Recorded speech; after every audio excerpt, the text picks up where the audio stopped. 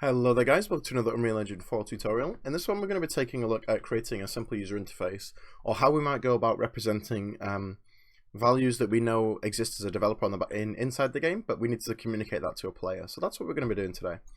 So first of all, I'm going to need something to communicate to the player, and in this tutorial I'm going to do health. So I'm going to select my player character here, edit him. I'm going to start by adding a new variable of type float. And this is going to be named health. So my character now has a health value of 100. Let's add a little event down here. Key F. So whenever I press F, I'm going to set health to be health -10. So I'm going to take 10 health off every time I press the F key. And this is going to be used to demonstrate the interface in action. So there's my health going down when I press F. So that's all I'm going to do on the character for now. So we'll jump over here to our content browser. Under user interface, select a widget blueprint, and we'll name this user interface tutorial. Okay, so in here we have, this is the designer. So this is where we will design this particular interface. Now we have all of these random things over here. If you've used Visual Studio and the Windows Form Editor, this reminds me a lot of that. So I might go ahead and have some text saying the video game. So this might be some text that's always there for some reason. We'll tie the health into a progress bar. So I'm going to put the health down here, and we can change this anchor here. Now changing the anchor is important. If I want this to be in the bottom left no matter what, I really need to select that bottom left anchor. And this will be my health bar. We'll put this across the whole of the bottom part there. So what we can actually do is do binding. So let's first of all figure out how we get this on our screen, because if we play now, it's not there. So inside the first person character, we need to find the event begin play, or make an event begin play custom event, and we need to create a widget. Now a widget is the type of blueprint that we've just created. So in here we see we have user interface tutorial, and with this I'm going to add it to the viewport. Now if you may be thinking, okay, so I've added this to my viewport, I may need to remove this at a later date. So what you can do, something to prepare yourself for the future here, is off this return value, promote that to a variable. So you could set this to be something called I don't know, main UI. So you have this main UI, and now what you can do is you can get the main UI and you can remove it from where's it gone? It's not there. Remove from parent. Here you go, under event replay. We can remove it from its parent, which will remove it from the screen. So actually, let's bind that to something. Let's bind that to a key. Let's bind that to G. So when we press G, we'll toggle the interface on, and when we press H, we will make it and add it to the viewport. Let's not do it on the begin play. Let's do it on that. Simply because I wanted to demonstrate the toggling system. Now the only thing I've not done here is actually set that. So we'll put that in there. Add that to the viewport. So H and G. So let's go and take a look at whether that works. We press H, and there's our interface. You see in the top left, just underneath where it says Shift F, there you go, in the top left there now, it says the video game, and we have that bar across the bottom. If I press G, it's removed. Press H, it's back, and G, it's removed again. H and G, H and G. There we go. So we can add and remove an interface from the viewport now. So that's all well and good. That's great. We have our interface on there. Now we need to make it do something. So first of all, I'm going to demonstrate the text.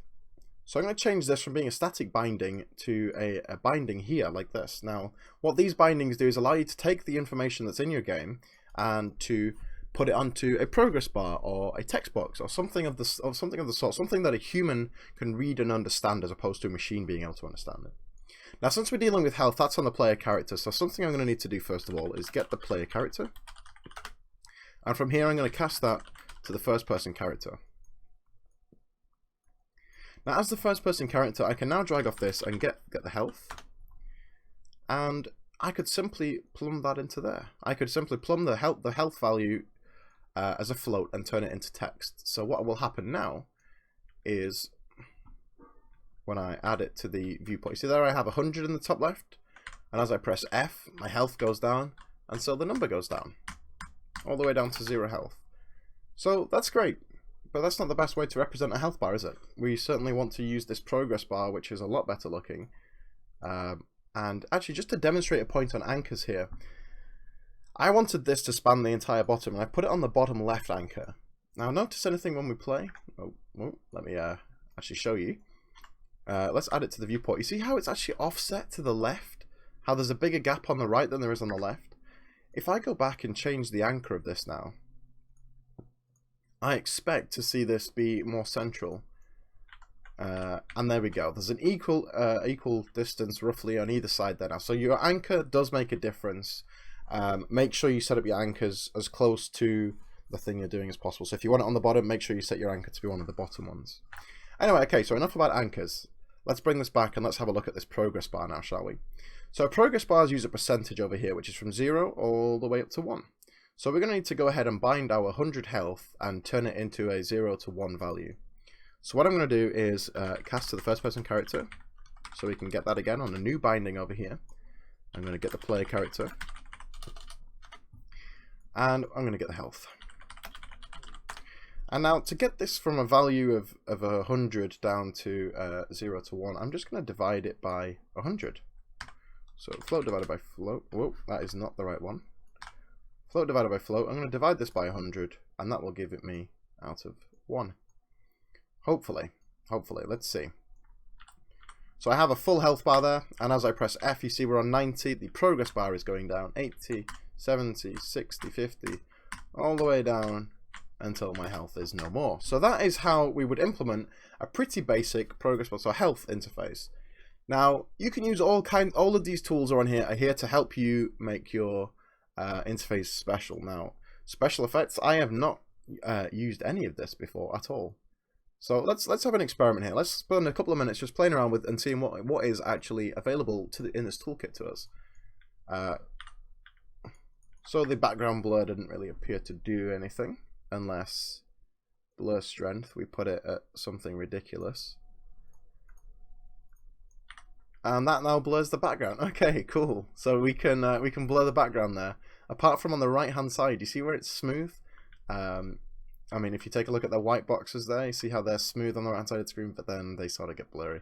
So there's a blur thing in here, so we can take these elements off. So all of these elements are under here, under your canvas panel.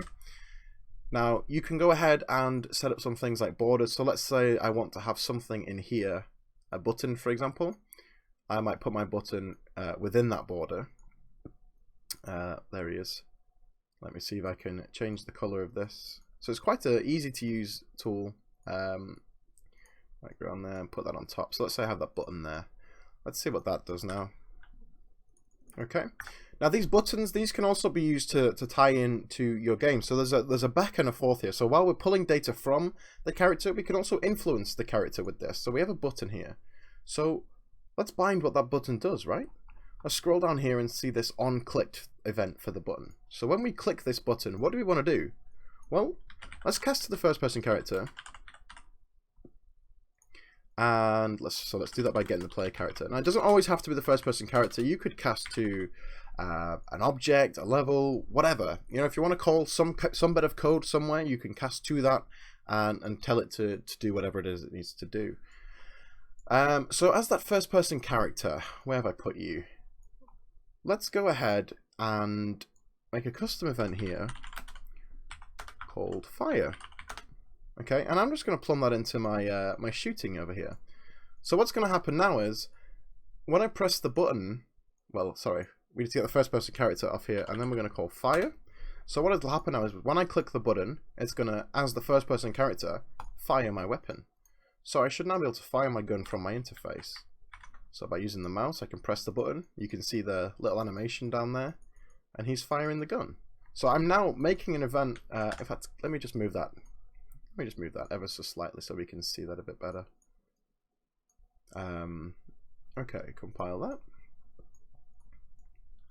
Okay, so when I press this button over here, my character fires his gun. So now I'm transferring an input from the player's mouse while they're on a menu screen or something to the game itself and affecting something in the game. So this is how you would use a user interface to communicate between the back end of your game and all of your variables and all of your magic going on under the hood and the front screen and what the player actually knows and sees. So I hope you found this tutorial useful.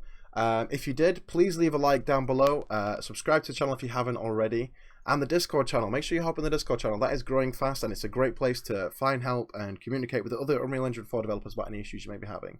And don't forget, guys, we do also have a Patreon. I'm looking at changing the rewards up. So I've only had this up for a week or two now.